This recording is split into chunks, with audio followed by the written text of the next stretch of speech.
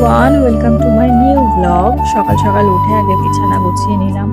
তখন একটা ফোন এসেছিল, তাই কথা বলছিলাম। এটা এই কারণেই বললাম, নইলে সবাই ভাববে যে আমি একা একা বকবক করছি। কালকে আমার একটা এক্সাম আছে, কিন্তু আমি খুব টেনশনে আছি কারণ বেহালাতে সিট পড়েছে। আর এর আগে আমি কখনোই বেহালাতে যাইনি। তো সকালের সব কাজ সেরে একটু পড়তে বসেছিলাম। আর এরকম দোল খেয়ে জোরে জোরে পড়া আমার ছোটবেলাকার অভ্যাস। এটা আর পাল্টাতে পারলাম না। দেখলাম বাবা আর মামা ধান ঝাড়ছে, মা ওইদিকে রান্না করছে।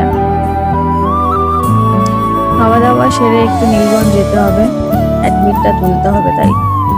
কিন্তু বাইরে এসে দেখছি যে রাস্তা পুরো বন্ধ করা, চারিদিকে শুধু বিচুলি রাখা। কিভাবে যে যাব, কারণ গাড়িটা বের করতে হবে। তাই লেগে পড়লাম কাজে। তো এখানে সব বিচুলিগুলো বাড়ির পেছনের দিকে রাখছিলাম ছড়িয়ে। আর নীলগঞ্জ থেকে এসে দেখলাম যে আমার বাবা মামা সবাই সন্ধ্যা পর্যন্ত কাজ করছে। যেহেতু আজকেই ধান ঝাড়া সব শেষ হয়ে যাবে, সেই কারণে যে কটা ধান ছিল সব কমপ্লিট করে এখানে মেশিনটা যাদের বাড়ি থেকে আনা হয়েছিল তাদের বাড়িতে আবার মেশিনটা দিয়ে আসতে গেল।